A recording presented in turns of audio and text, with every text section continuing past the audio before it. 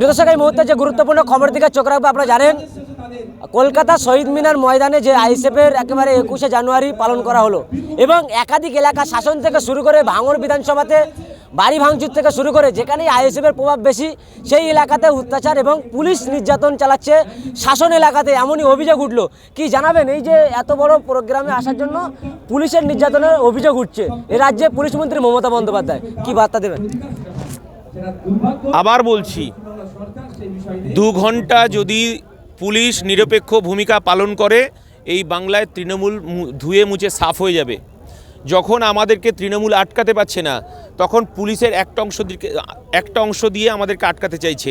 আজকে নিশ্চয়ই মঞ্চ থেকে ঘোষণা শুনেছেন যে আমরা এবার পুলিশের একাংশ যারা তৃণমূলের দালালি করছে তাদের বিরুদ্ধে আমরা ইমেল করে উচ্চতর পুলিশ প্রশাসনকে জানাবো। তারপরে সংবিধান আছে, হাইকোর্ট সুপ্রিম কোর্টে দৌড় করে ছাড়বো। আজকে 21শে জানুয়ারি আইএসএফের প্রতিষ্ঠা দিবসে আসছে, সেখানেই পুলিশ গ্রেপ্তার করছে শাসন এলাকাতে, কি বার্তা দেবেন? এই যে যেভাবে পুলিশের হয়রানি হচ্ছে মানুষ, পুলিশ যেটা নিরাপত্তা দেওয়ার কথা সেই পুলিশই গ্রেপ্তার করছে, কি বার্তা দেবেন? দেখো, পুলিশ বলতে ওই পুলিশদের উচিত খাকি পোশাকটা খুলে বা সাদা পোশাকটা খুলে তৃণমূলের ঝান্ডা ধরা। ওরা অ্যাকচুয়ালি তৃণমূলের দালালি করছে। আমরা সেই সমস্ত পুলিশদেরকে চিহ্নিতকরণ করছি এবং তাদের যে অন্যায়, তাদের যে অপরাধ, সাধারণ মানুষকে যেভাবে হেনস্থা করছে, বিশেষ করে আইএসএফকে যেভাবে হেনস্থা করছে, তাদের কড়ায় গন্ডায় 5 টাকার কলম দিয়ে আমার চেয়ারম্যান বলেছে বুঝে নেব। দিনের পর দিন পুলিশের উপরে অভিযোগ উঠছে, আগামী দিন তাহলে পুলিশের উপরে আস্থা কিভাবে থাকবে? কেন আইনের ভক্ষকের কাজ করছে, কি বলবেন? সেই জন্যই তো আমাদের 2026-এর লড়াই, গণতন্ত্র প্রতিষ্ঠা করতে হবে।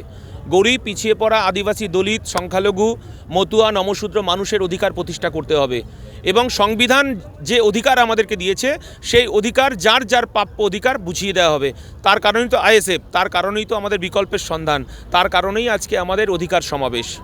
কি বলবেন এই যে আইএসএফের কর্মীদের কি বার্তা দেবেন যে পুলিশ এইভাবে নির্যাতন করছে আইএসএফ কর্মীদেরকে? আমি তো বলেই দিলাম যে পুলিশরা তারা খাকি পোশাক বা সাদা পোশাক পরে তৃণমূলের দালালি করছে 5 টাকার কলম দিয়ে, আমার দলের কর্মীরা হাইকোর্ট সুপ্রিম কোর্টে 5 টাকার কলম দিয়ে বুঝিয়ে দেবে যে খাকি পোশাকটা তৃণমূলের জন্য নয়, সাদা পোশাকটা তৃণমূলের জন্য নয়। এটা মানুষের সেবা করার জন্য, মানুষের নিরপেক্ষতা বজায় রেখে কাজ করার জন্য, সংবিধান মেনে কাজ করার জন্য। অর্থাৎ আমরা প্রথম প্রায়োরিটি সংবিধানকে মান্যতা দিতে হবে, সংবিধানের গণতান্ত্রিক অধিকারকে পুনঃপ্রতিষ্ঠা করতে হবে। আইএসএফের পক্ষ থেকে কি বার্তা দেবেন? পুলিশের উপরে কি আপনাদের কি ভরসা আছে এই যে কাজ চলছে এখন?